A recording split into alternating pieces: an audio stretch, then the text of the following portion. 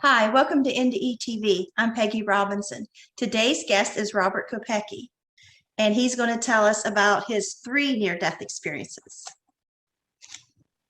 Right? That's right. Yeah. Okay. Hi, Peggy. Thanks for having me on. It's a great pleasure to be here.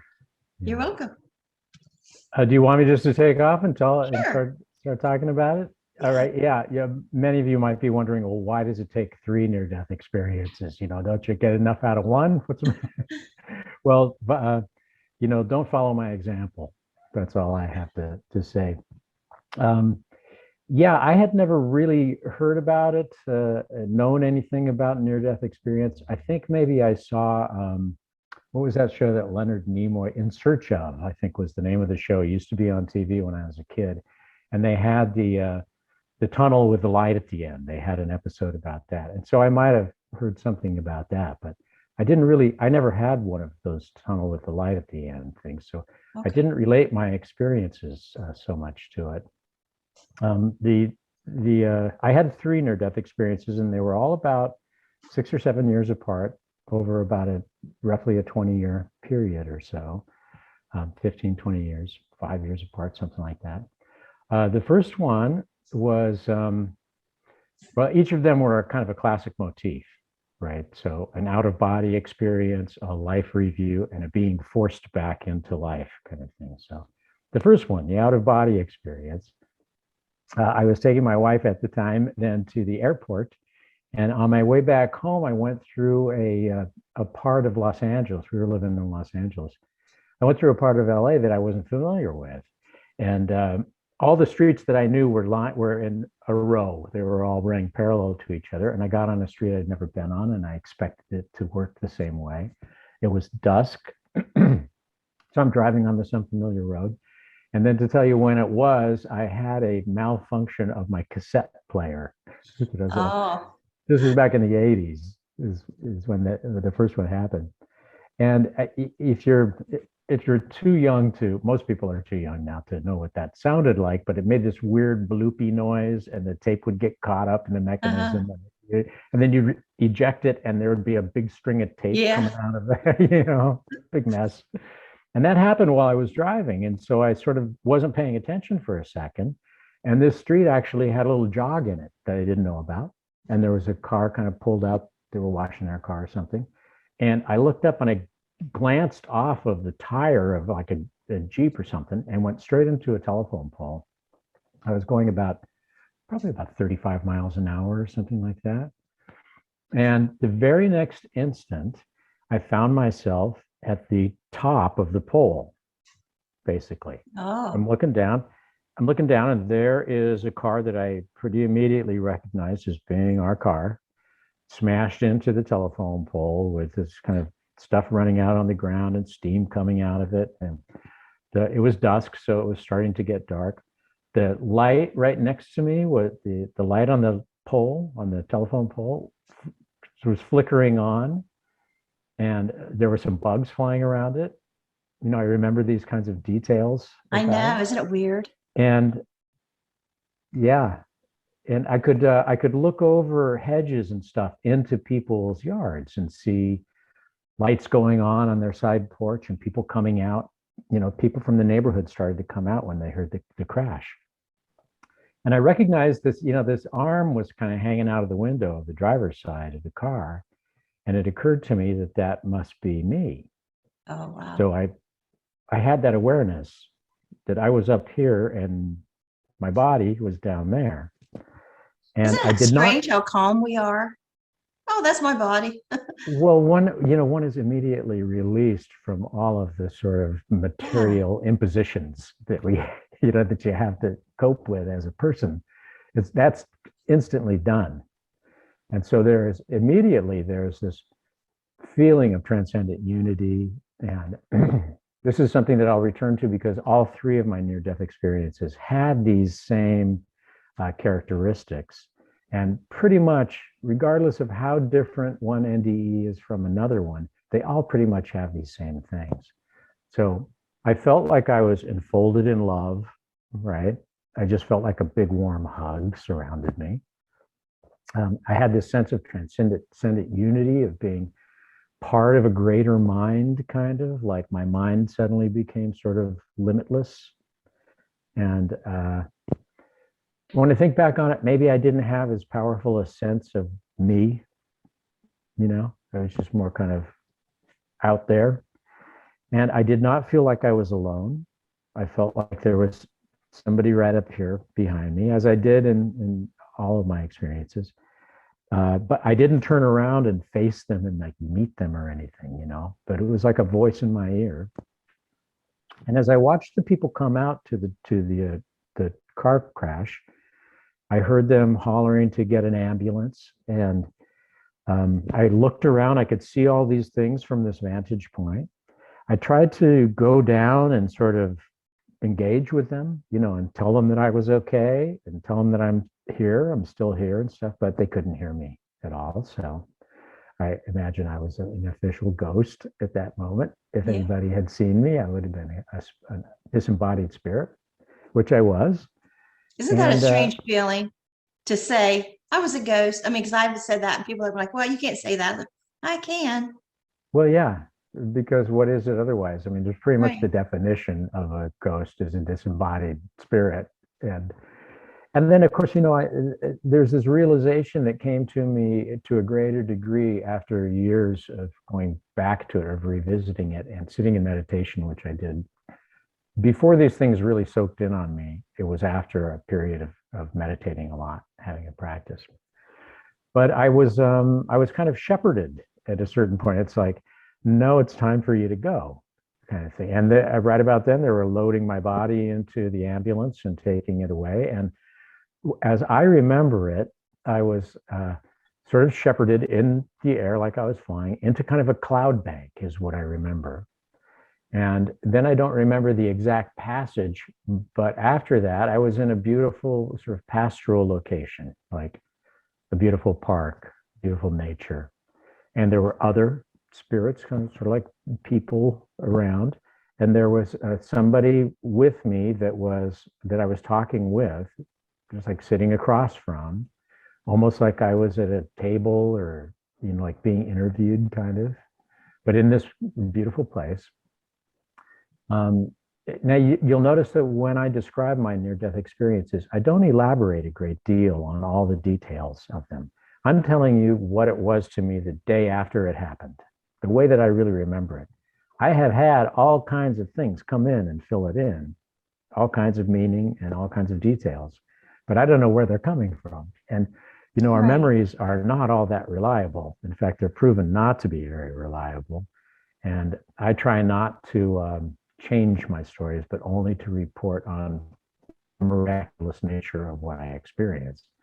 So sitting here with this entity that I don't really remember their features or anything, just having this overwhelming sense of being loved and supported and unified with everything, and all that, we talked about some pretty important things, I guess, and sort of worked stuff out was the impression that I have of it.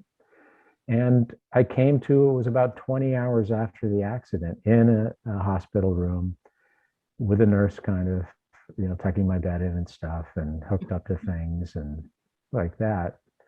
And so I had a classic out of body experience. My wife I'd taken to the airport, and when she came back to town, she basically turned around and came back home when she heard. I told her about it. But even she sort of looked at me a little bit funny at the time.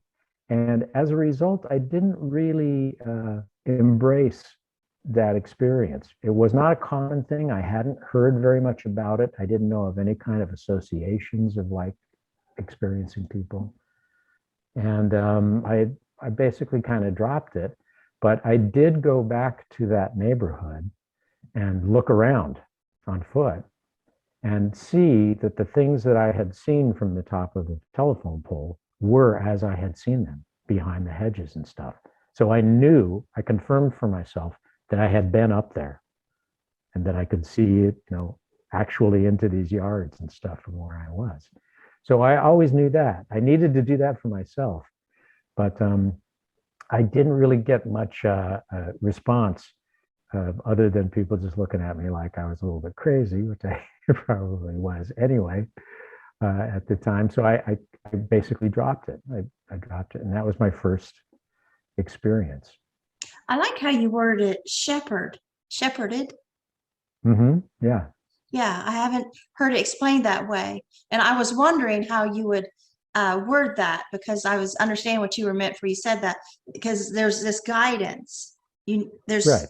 like people there, there's voices there, or there's someone there. You're not alone in this. It's kind of like a babysitter. I feel like we're going to watch and see what's going on. For my drowning when I was 5, that's the way it felt like. Mm. Like there was somebody hmm there just keeping an eye on things. I was doing what I Right. wanted, but they were watching, make sure I stayed within certain boundaries, I think. Yeah. And I mean, I recognize that as being my guardian angel, and years later, I had in my first experience receiving Reiki. I kind of like traveled astrally, and I'm not this kind of guy normally. I'm a pretty meat and potatoes kind of guy, except I'm a vegetarian now. Oh, So I'm a plant-based meat and potatoes guy. But um, I came to realize that there had been somebody with me during all of these experiences, and that it was the same entity. And in this kind of astral travel I had during a Reiki session, I met her, and I have a relationship with her now myself. with your guardian angel that you had during. Yeah. Awesome. Yeah. And in that same session, I met actually my aunt who had died, whose bedside I was at some years before that, introduced me to my guardian angel. So this is like the more explicitly spiritual or paranormal aspect of my experiences. Lots of times I like to tell people really just exactly what happened, so that the doubters can find something to identify with, you know. Um, because one of the things that I get with 3 is like, well, I could never hope for that to happen, and I just can't see that I'll ever understand what you got from that and stuff. It's like I didn't plan You don't anything this choose it. way. It chooses Yeah, you. right. Um, so the first one was that classic out of body experience, and years later, after I came to terms with everything and I developed this whole different kind of approach to life, that really happened for me after 9/11, some 20 odd years later, almost 20 years after my third near death experience. Um, I developed a whole different a way of looking at it and living with it and understanding what each one of them meant. And that first one, that out of body experience, taught me that we really can compassionately detach from the forms of being a human, Mhm. This guy that I am and the circumstances of my life, my family, my work, all of that. These are things that come and go and that change, and that I'm basically a visitor to in a way. And so it's hard to get the genie back in the bottle when Yeah. you've been I out of think, your body. yeah, I think creativity is the closest we come to that when we're in the body. We get in that zone, or that creative zone. Right. It's like we lose sense of time and we're just involved in something, everything else disappears. For me, that's just how I Yeah. kind of look at Well, my I liken creativity. that to tuning in a radio, where you can put it in the windowsill and turn it a certain way and it comes in. I've worked in the creative arts professionally my whole life, and if I could do it every time, I would. But there are sometimes it's just not happening. I'm not tuned Yeah, in. And so I have to try to reproduce those circumstances, those conditions, and that kind of surrender into the potential let that go. that really is what is common in every near-death experience, because near-death experiences are custom made. You've interviewed a lot of people. Yeah. You've heard a lot of different kinds of stories. Some people meet certain things, they end up in certain places. It's almost never the same place from person to Yeah. person. I It's had always 2, and they were very different. First was out of body like you, but then the second one was the tunnel and the white light and the whole hmm, heaven experience. right. Yeah, yeah. But they use the same kind of techniques. Like I would be shown a vision, it opened up and like, oh, okay, it would teach me something, like a educational tool. And then the telepathic communication, but then yet there would be just a knowing. I mean, they kept the same formula, but it's just different circumstances. Well, that's something that I talk about, like my most recent IANS, International Association for Near-Death Studies. My talks have been about what's in common, what we're in common. And all of them, almost every person I've heard talks about the experience of pure love, of being enfolded in pure love. I didn't have that. This kind of trend. You didn't? I didn't get it. You didn't have that? I didn't get it, no. Did you have a sense of transcendent unity? Did you have a sense of sort of being released from stuff? I mean, the first one was out of body. I was just suddenly out of body, and I was this ghost kid running around flying around stuff, doing stuff. But then the second one was 20 years later, and I was suddenly in the tunnel, and then I was in the bright white light, and then I was wanting to come back, and I was mad and angry because I had kids at home. And so there was no love. It was, as a kid, me just doing what I wanted to do. And an angel had said, don't go yet. If they find you soon, you might go back. Well, I got thinking, I don't have to listen to anybody. I don't have to listen to adults anymore. I can do what I want. So I went exploring. And then, but the second one, it was just taken away from me. I mean, in the tunnel, I'm trapped. I'm thinking about how can I get out of this? I want to run away and get back to Earth. And then I was up so far I couldn't. And then the white light. And then I'm like, no, I can't stay here. I got kids to raise. And so, but the love I felt was the moment I was back in the wheelchair in the emergency room, when I was given my way. That's when I was like, wow, I just gave my life back. Yeah. Well, so you were hanging on to who you were. Yeah. In human form. You were like you. I think you were an abused child growing up.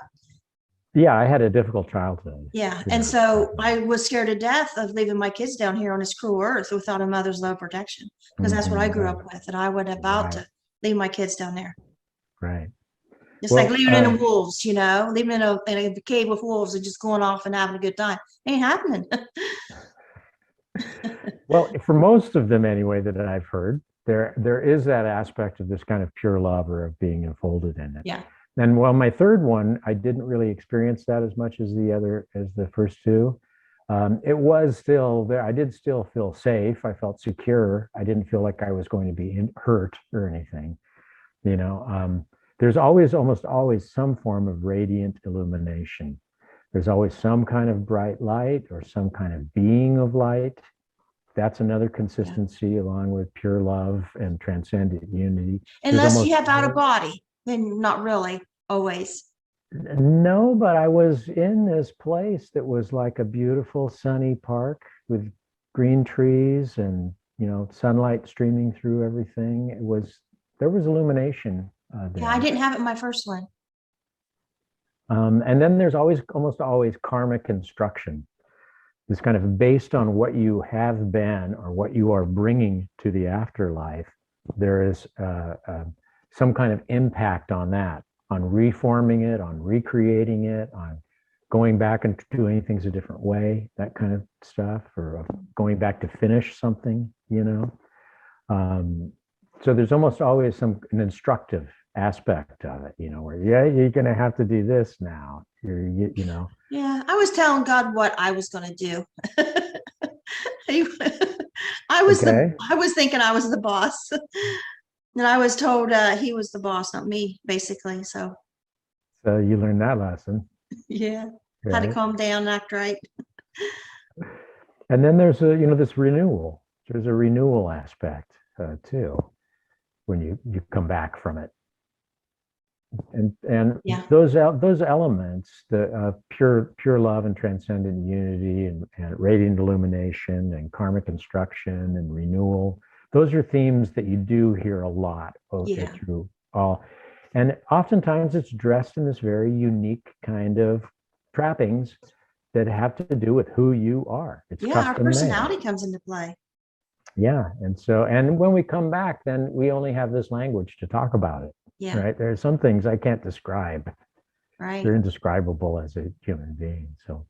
So my second one, so that I don't take up way too much time just You're talking okay. about one at a time. I'm no hurry. My second one, I had experienced the death of my aunt. My first wife and I had traveled around the world for about a year or so. And we weren't spiritual people, but almost everything we did, looking back at it, was pretty spiritual in nature. We went to lots of big cathedrals and temples and ruins and stuff like that all over the world. And when we got back to San Francisco, where we were living at the time, I got a phone call that my aunt was dying in a hospital in Oakland, and drove over there and sat with her for the next 15 or 20 hours or so as she died. And I had this distinct sensation of her being present, and that her body was not. And I had that experience myself of being out of my body. I wasn't relating it so strongly because I had layers of this kind of material ego that had piled up over the years, where I had sort of suppressed my first near-death experience. But I knew that she was there with me. And Can I stop you for a second? Mhm. That's something we don't talk about enough, whether it's just as near-death experiencers or other people's a little bit of psychic, or I don't know, but because I've experienced that too, and I know what you're talking about. It's this connectedness to someone that's passing or right after they passed. It's like we've kind of Mhm. got one foot over there with them. And I don't know what Yeah, that's called. It's not really a shared death. It's just a coming a along feeling. connection. Yeah, Yeah. like a connection. Well, we don't know what's going on here. That's the other thing, is that this near-death experiences indicate this kind of elaborate spiritual technology is going on that we're part of. And so we're connected to all kinds of things in ways that we don't even know until we allow it, until we discover it for ourselves. And this kind of extra dimensional attachment to my aunt, who took care of me when I was a kid. She used to get me out of where I was experiencing bad things. And I would go travel with her and stuff. And so she was my pal. She was my saving grace. Um, and then when I was there, there's no coincidence, right? It's Yeah. synchronicitous that I'm there when she passes. And those kinds of connections, then, this is an extra dimensional existence that we're taking part in. There's no question about that. We're sixth sensory creatures. There's a definitive proof of ESPN, or ESPN is the sports Yeah, I know network. what you meant. ESP. There's definitive proof of ESPN too. No, but a lot of the stuff that's considered paranormal has been proven over and over. There's mountains of evidence for it. Extra dimensional transpersonal contact and spiritual contact and stuff like that. It's just that the material world as we know it, can't really deal with that level of consciousness all the time. And so it has to be kind of suppressed or pushed aside. And we end up occupying, the fringe podcasts and stuff like that. We still do. When really most of the solutions that we need in the world are of a spiritual nature.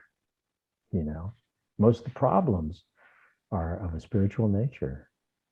And most of our near-death experiencers come back with a kind of a mission to sort of try to work on that, to bring things back around and connect things that you may not even understand what they are until you get there, until it happens to you in life. I couldn't do that until I got older. Yeah, well, that's your life moves from ambition into meaning as you get older, and you start to be able to accumulate wisdom, all of that stuff. Well, and my second one, I was not accumulating wisdom because the death of my aunt sent me off into a kind of a bad place. And I left my wife and I moved to New York City, and I became a denizen of the downtown nightlife, and I lived a successful commercial, professional life, but I was mostly nocturnal and hanging out with other people like that and doing the kinds of things that happen in those kinds of places. And I ended up having what was essentially kind of an overdose or an overload And I left a party one night and sort of barely made it home. I felt like I was about to faint the whole time. And I did just sort of pass out on my floor as soon as I got in the front door with my girlfriend at the time. And as I laid there on the floor with my head propped up against the wall, I couldn't move from my neck down, just went away. And the room started to fill in with a brilliant white cloud, like a bright heavenly kind of cloud, right? That totally obscured everything else. And I was in this place. I was enveloped in this cloud.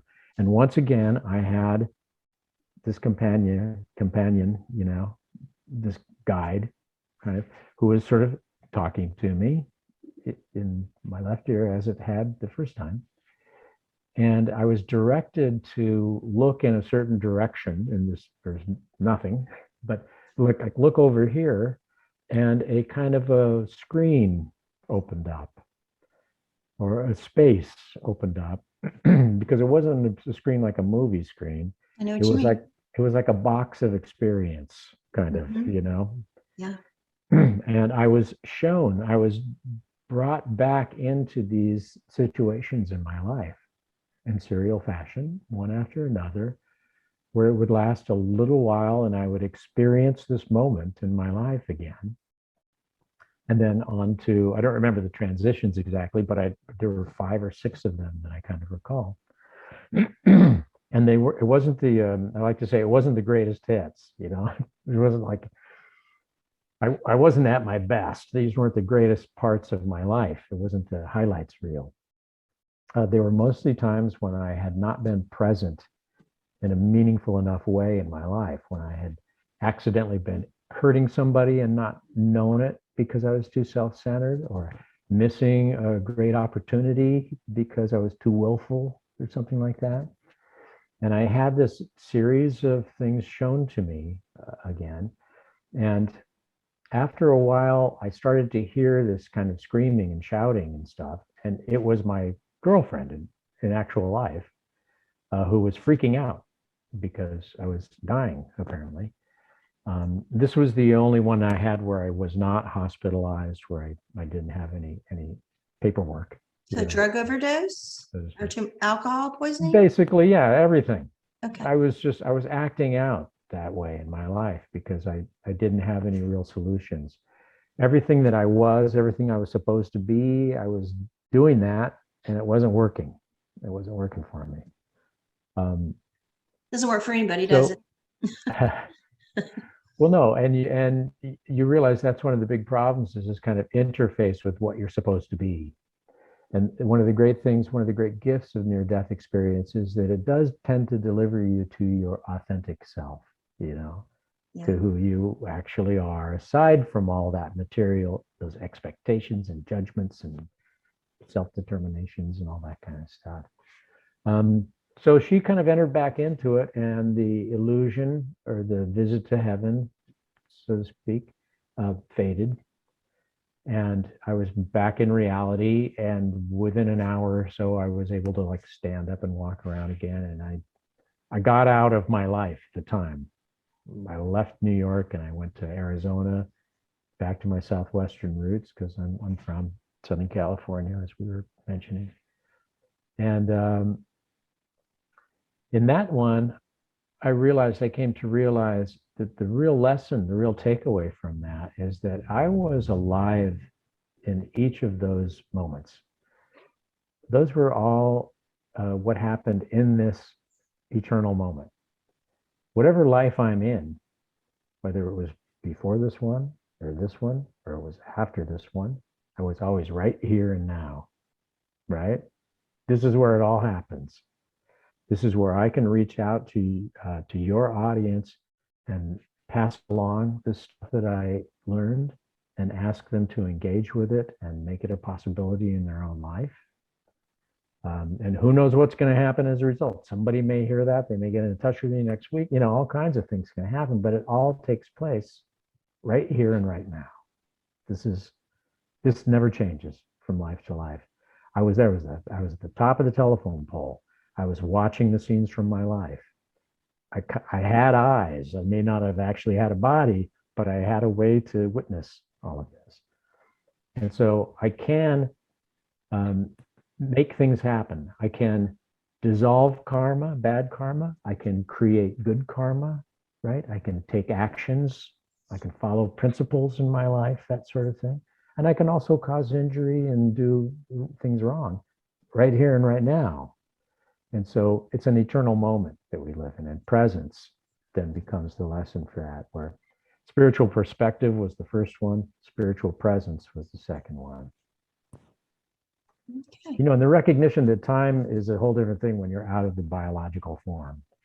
Yeah. You know, is time's a trip. And it's funny how even though we don't have a head and eyes and limbs and a body, feet, it feels like we do. To me, Yeah, those times you're felt like it was you. still there. Huh? You're you. Yeah, it felt like that was all like I'm squinting my eyes, like when a bright white light, my second one, I'm like, if I had eyes, but it felt just like I'm like, Right. oh, he's there. So Right. Well, see, I also believe that in near-death experiences, them being custom made the way they are, there are levels of engagement in the potential of the afterlife and disengagement with the temporal life, with the material. I can hold on to a lot of my material, who I'm supposed to be in the afterlife, and cling on to hold tight to it and still relate myself to those forms, or I can just like turn into a giant cloud of radiant energy, sort of thing. You know what I mean? yeah. And then when we come back and we tell the stories, that's how we relate to them too. It's more like I was there and I was doing this and that. In my first one, it was very much like that. I was at the top of the telephone pole. I felt like I was in my body. I felt like I was taken to this place. In my second one, I don't know what I was. I might have been part of the cloud, you know? Mm-hmm. And so we are bringing information into our next state of being, right? We're packages of karmic information, so to speak, that then the potential reflects, that we co-create the possibilities of it. And some people meet their grandfather. In different cultures, they'll meet different deities. Their NDEs are often culturally exclusive. So Hindus don't meet Jesus, right? And Christians don't meet Yamaraja. And each of us has this kind of reflect back to them and is holding on to the forms of this world, of this life, or has surrendered and let go of them completely, I think. Because my third one was much more sort of physical in nature. And I can tell you about that one right now if you want to hear about that. Sure. That was some years later, and I'd been living in the desert Southwest and going back and forth between New York City and the Phoenix, Arizona area. And I had been engaged, and it was a Super Bowl Sunday. I was with some friends of mine watching the game at a sports bar, and my fiance was at her place baking. And after the game, I went out into a courtyard. It was a college town, so there was a lot of activity and stuff. And I got on a payphone. This was 1997. Was the date of my last near-death experience. And I called her up, and I was assaulted by a skinhead. Like what we used to call big shaved head kid in baggy shorts and big boots. And he was drunk. And I had just come from New York City, so I looked, kind of cosmopolitan, I guess. And he started hollering at me. He started calling me names, derisive names. And I'm on the phone, like, hang on a second, buddy. Let me finish this call. And he reached in and he hung up the phone on me. And I put the phone down and I kind of like talked him down. And he seemed to like be okay with it. And he went away. And I got back on the phone and I was she said, "What happened?" I told this guy, she heard some of it over her end of the phone. And then the guy came back, and he came back and he was worse, and he was shoving me, and and I dropped the phone and I made a tremendous mistake. I had studied a lot of martial arts as a kid, and I planted my back foot and I punched him right on the kisser, just boom. And he went backwards like a ton of bricks out. And people all around me in this sort of patio of this shopping area applauded because they had witnessed. It's like, oh, good shot, man. Way to. And I felt like, oh, I don't know. I better get out of here. And so I went and I jumped on the bicycle I'd ridden up, and I was heading back to where my fiance was baking. And I didn't realize that there was a whole van load of these skinheads who actually had been trying to pick up their friend and had witnessed the whole thing. Oh, no. And so they drove up behind me while I was riding my bicycle and hit me in the back of the head with a crowbar or something like that. And I went headfirst into a curb, and immediately, again, I was in another place. It was kind of maybe appropriately sort of womb-like, or kind of subterranean is the way that it felt like. Like I was in this kind of organic subterranean space, and there were entities around me in kind of a semicircle around me. Could you see and I them? had yeah, but I don't remember the details of their personages, just It's that like they were. figures. Yeah. Then they're there. And again, I felt safe, protected. I felt like I had a little bit more boundaries, kind of, or I felt a little bit more like my physical self. And in fact, I had this sense that something bad was happening in the next room, kind of like on the other side of the wall, something was going on, bad neighbors. And that was probably the fact that as I was unconscious, these guys were stomping and kicking me while I was on the ground. So all kinds of things were getting broken, and it was not good. It was my least favorite near-death experience, if you have to have such a thing, right? But what they started to tell me, what the personages started telling me, was that I had to go back. And I did not want to go back. So I had this other motif of many near-death experiences. I had forced back into this world, back to life, against my will. I was like, no, they're like grabbing onto things, kind of.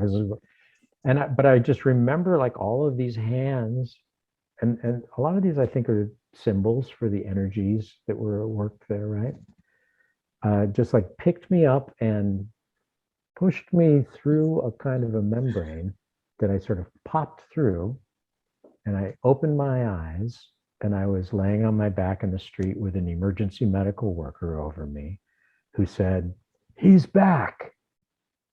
That's what the first thing I opened my eyes to, right? And I'd been out for about an hour or something like that. It had taken them a while to get to me, and they had a lot of business on Super Bowl Sunday in a college town. What's that?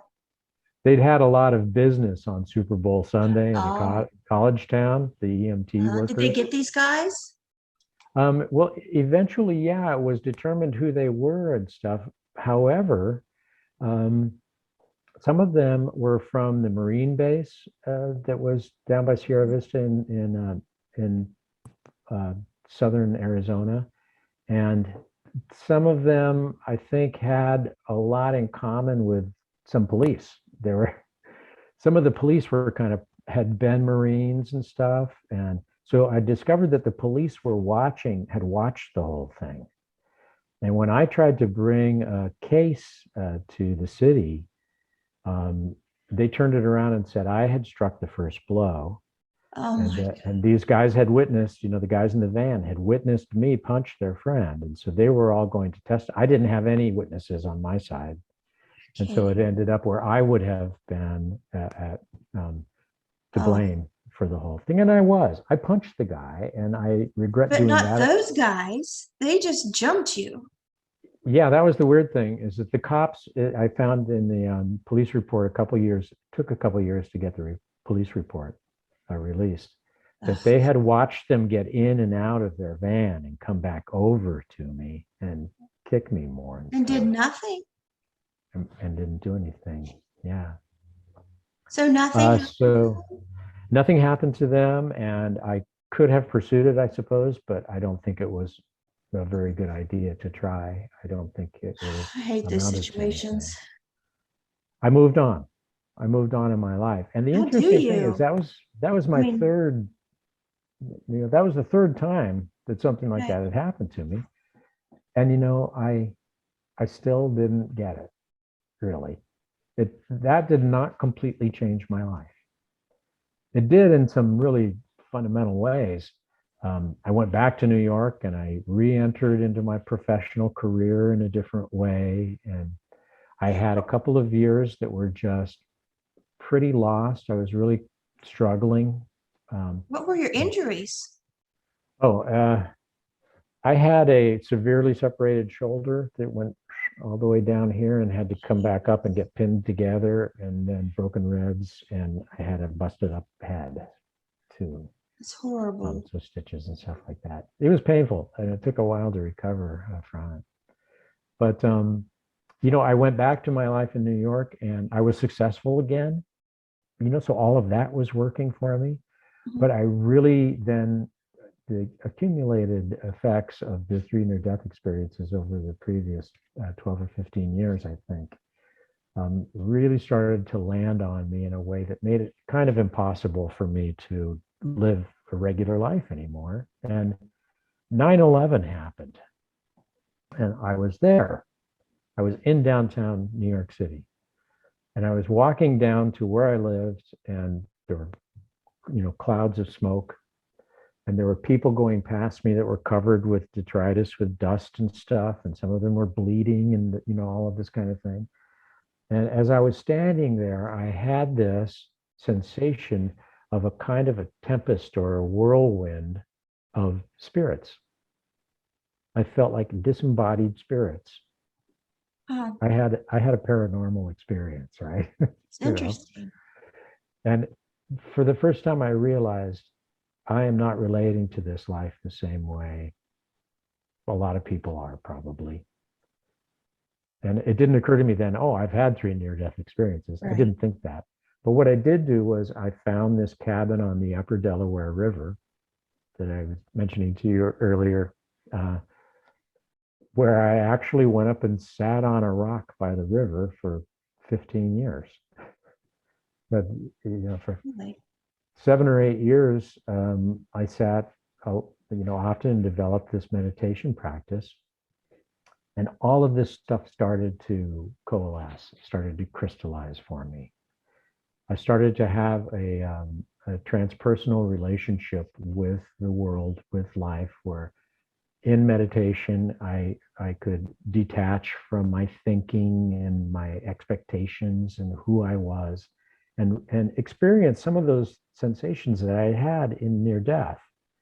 And my near death experiences kind of poured back into me then and filled me up. And I became really interested in religious texts and philosophy and quantum mechanics, all of these things I'd never been interested in. And I had a blog that I posted animation designs on, because I was designing animation for network TV. And I started writing little spiritual essays on them, and they got popular. I started getting contacted by Gaia.com or Soul Lifetimes or Mindful Word, these different sites, BeliefNet. And Oh, we're back, right? yeah. A little We got a glitch. storm. It's on my end. Yeah. And I got this sort of message to write my first book, which was How to Survive Life and Death, and did that. And just by the strangest set of circumstances, it was bought by Konari Press and published in 2014. And I entered into the near-death experience sort of community 2015, 2016, when I was invited to share my experiences with IONS at the IONS conferences, and And that was my real awakening to near death. Didn't happen until I'd had this experience prior to 9/11 of nothing working. Of everything that I was supposed to be was not the answer. And I had this kind of dark night of the soul, so to speak, and this kind of ego death, you know. And at that time, at that moment, when I surrendered into the meditation practice and into the kind of study that I was launched into, just by means that I had never experienced before, I wanted to read the Bhagavad Gita, and I wanted to read the Tao Te Ching, and I wanted to read the Gospel of Thomas and all this stuff. I found myself then becoming a published author and a speaker, and having my door open to anybody who needs help or wants to talk about these things. I'm available through my website or my blog. I saw in your bio, I think it's like 4 years, you were one of the main featured speakers at IANS, I think even last year. Yeah, I did a presentation last year. Yeah, I've done what, 3, I think, and then I did a signing at another one, kind of thing. But I've talked to a bunch of local chapters, like maybe 7 or 8 local chapters around the country, which is I nice used to to get do a that road trip. stuff. I used to have 2 groups, and then I Uh-huh. was getting ready to start ISGO group, and then I just started my own thing. Now I think I read in your bio like about around 70 times you've been interviewed on television and radio. Mostly radio. Those Okay. television's been 3 or 4 times, but radio a lot. I've done a lot of radio shows and blog and podcasts and stuff like that. Those are fun. Yeah, it's all fun. It's all wonderful to be able to share this stuff with people and to let them know that there really is this kind of matrix of loving intelligence that is underneath all of this, that we are all expressing a kind of divine consciousness that we share, that we're part of, with the animal world too, with everything that you see. God is everywhere you look, so to speak, right? Yeah. And that when you feel like your life is spinning out of control or becoming overly complicated, you can stop and consciously contact this well of being that's run, this well of love. It's like a field of gravity or an electromagnetic field. There's a field of love too that's available.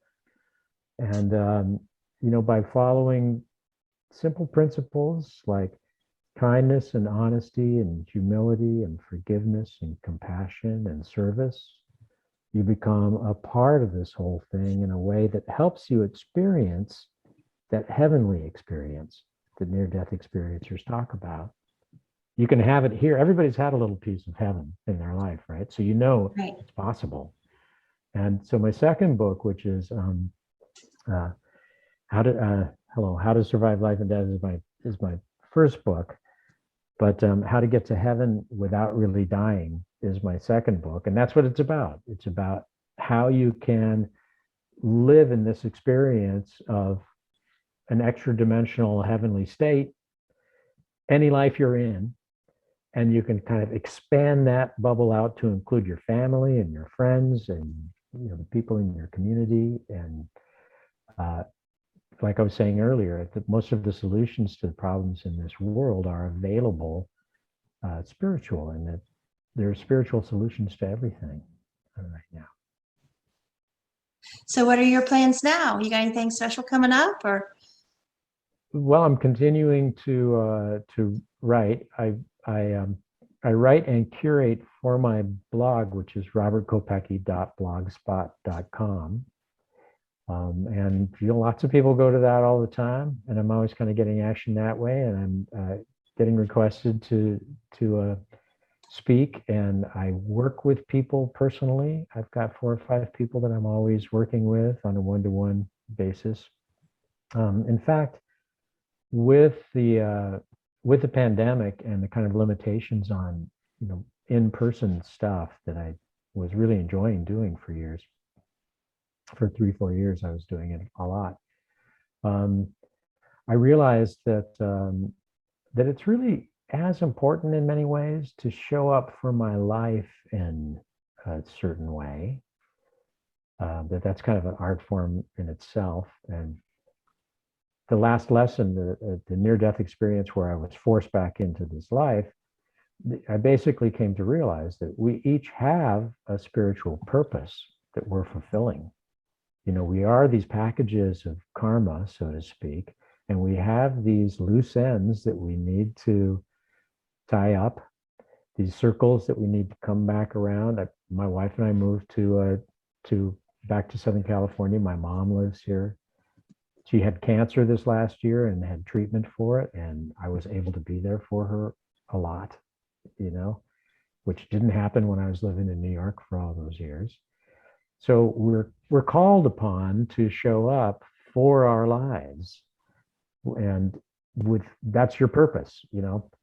I used to like imagine that my purpose was something extravagant, or you know, and I've come to realize that it's not all that extravagant. I used to think it was like a big budget movie, like a blockbuster, but it's more like a handheld documentary kind of, you know, where I'm able to show up for my friends, for my family, and I have that spiritual perspective that I got from being out of body.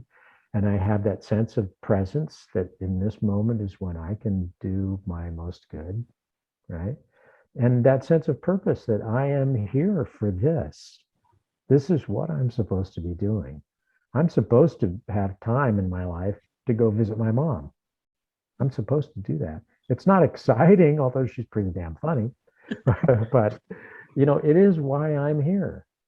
And so we can overlook what's right in front of us lots of times.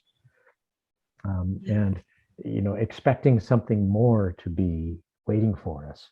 It's all right here, right now. It really is.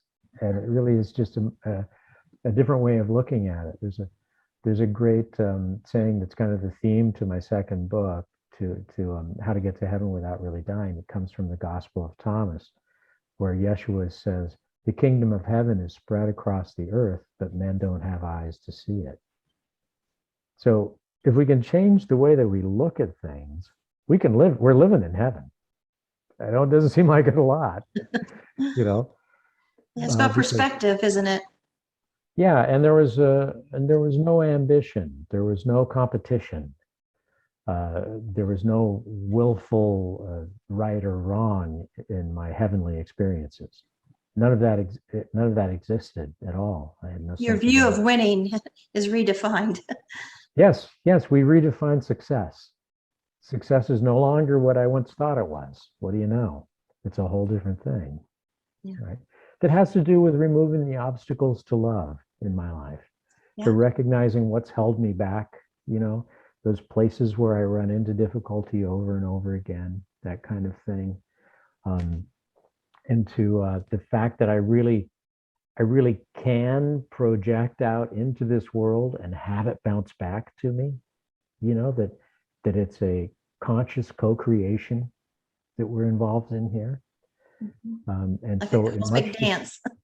Pardon? Like a cosmic dance. Yeah. Well, and even sort of more active than that, you know, when people describe what their near-death experiences were, and all of these, with some people, very little happens. Kind of with me, they're kind of pedestrian or simple. With other people, they see mountaintops covered with angels and crystal cathedrals and all kinds of stuff, you know. What we bring to our life is reflecting back to us. We are projecting out into the world, and the way we see it is the way that it sees us, you know. So it's a conscious co-creation. In that sense, it's like being a interpretive dance, right? It's not so much a rigid foxtrot as it is you know, we just are kind of moving with it. Yeah, the flow. Yeah. Looking for love in things. It shows itself to you in all different forms. Yeah, Different being places. open to it, and yeah. Right. Well, it's been very informative. I really enjoyed this. Oh, good. Well, it's lovely to talk to you, and I'm so glad finally I've seen your name in my social media, and with iron stuff and junk for years. And so I it's had you really, scheduled 3 years ago when I was getting ready to launch my ISGO, and that all went south. that's right. Yeah. And I was like, Yeah. finally, I'm having Robert on after 3 years. Yes, I And so I remember was really that. upset when I, resigned from there. I was like, but I really wanted to interview Robert. And and so I was really happy today that I kind of felt satisfied that I got to Well, yeah, it's that, we're get that. circling back around, right? We're making the circle, we're attaching back to make it whole, kind of, right? And, it's great. People that are interested in near-death experience are a very particular kind of person. That's something that I really miss from the in-person events that I've done, is that there's almost like a family, like people are open to an extra dimensionality in life. And if you just go ahead and live that way, then you discover that it's a real thing. It's always happening. We're always engaging in it extra dimensionally. Then all kinds of things start to happen. I'm sure you've experienced this, the Yes. synchronicities and coincidences and all of that kind of thing. It's funny because I had a guest this morning and we were talking about the exact same thing towards the end of the interview Yeah, of we always how kind it's of get back to different. that. Huh? We always kind of get back to that. Yeah. It's like how different it was in person where you felt something and they could feel something. It Right. was, I mean, this is nice, but Yes. in person, it's almost like there's something's alive in the room. Well, yeah, I mean, that's why we have to inhabit these forms, you know? That's why we do some time here as human beings, is so that we can have these kinds of experiences of physical connection. And, it's not easy to be a human being, but it is very special, you know? And I didn't have that same kind of relationship with that sensory aspect of things in my near-death experiences. I had feelings, but it wasn't like the kinds of feelings that I have in person, hugging somebody, that kind of thing. So I think that what I have to do is keep in mind and recognize that this spiritual technology is still alive all the time. It's operating, it's functioning. We found each other today, and we got this opportunity. And that's a beautiful circle to kind of close for now. And we Yeah. can enter back into it whenever we want. And so having that expansive, open-hearted approach to a possibility almost overcomes the fact that we can't actually hug each other. But, it doesn't, but it almost does. Yeah, and I love my podcast because, in the very beginning, like I usually have never spoke to this person before. And by the end of the hour, I just feel really connected and close to them. Right. And so, it has its upside too, where I have social anxiety. And so if we were in a group, I would probably wouldn't bond with you and stand here and talk to you. And, we would be distracted. And even if you're Right. standing on a stage and you're talking to a bunch of people, you're just going to interact one-on-one with someone, just a few minutes, they have a question or something. So that there is an upside too. So Yeah. yeah. Well, and we're very, very adaptable. Human beings live all different kinds of lives. Growing up on the border, as I did in San Diego, I was often exposed to intense poverty in Tijuana, which was only 8 miles away from where I grew up. And my dad had a business and worked with a lot of Mexican people, and we were there quite a bit. And no matter how impoverished a lot of those people were, many of them were really happy and they lived really well. I would envy um, kids who had a dirt floor in their house kind of thing, because their parents were so loving and the food was so good and the community was so rich, that kind of And stuff. I don't know about you, but I grew up, abused, but also poor. And so I was always like an outsider looking in at other families and Mhm. seeing the closeness. Wow, that brother really stood up for that sister. Nobody's going to mess with his sister. Or, that look how that girl's just a little daddy's girl. I never had that. Or, all these things. Watch their parents are home every night and have dinner. Right. That I just was always outsider looking in. But when when I turned 18 and I became a mother, I knew everything I wanted, everything I had seen out of all these other families. That's what my kids would have. Right. So, Yeah. You learn from that. Yeah. My father passed away just about 2.5 weeks ago or so. oh, wow. And he had lived on the other side of the planet for most of my life. I'd only seen him a few times from the time that I was a young man. But he ended up in Palm Springs just before the pandemic to get some medical treatment. And I was able to sit with him every day for 8 weeks or so. And That's just right. kind We of had to go, reschedule, didn't we? Because your dad yeah. passed. And I just, I recognized having that opportunity to come back around, to close that circle back up, and fulfill that sort of karmic purpose that I have, and we all have in life. We've all got that. And being open-hearted and recognizing it is so important. Removing the obstacles to love and allowing it to guide you. My mother's in a nursing home and she told me not to come back anymore. And so my disabled sister is also there too. So the nursing home called me and said, Peggy, your mom's asking about you all the time and wanting to know if you're okay. And I said, she doesn't like me. And they said, oh, we know. She's been telling everybody because I was there before. And some patient told me, your mom don't like you. I was like, I know. Right, but the time will come that you will go back and see her again, and Well, my this will husband's not well probably. now and I can't go back because they have COVID all the time. Now my Oh, sister has right, COVID. And, she's in hospice in the yeah, nursing home and I can't go see her because my husband got a bad diagnosis and I was really feeling guilty, feel like caving in, going to see her. And then they call and say she has COVID. So yeah. Well, there's some way, there are going to be some means that will allow you to circle back around on all of that. Our lives it doesn't work the way that we want it to work lots of times, but it does end up working the way that it needs to work. yeah. There's going to be an opportunity for you to come to terms with all of that, Well, I think because I have. I mean, I'm glad I finally have a reason to say I'm not putting myself through that before just my mother, because I won't go and get sick, and bring it to my husband. Just. right, So yeah, it kind of takes it off the table. She told me not to come back. Told everybody she don't like me. So it takes responsibility off of me feeling bad because I'm not going to see my mother. I can't go no. see my sister, but. And the pandemic conditions give us an opportunity to think of other people and to Yeah, make sure that we're living up to those responsibilities to our community and to our family and stuff. yeah. Changes everything, doesn't it? Yeah, it has so far. It'll go back. We'll get back to where we Yeah. were. Well, thank you. I don't want to take up all your day.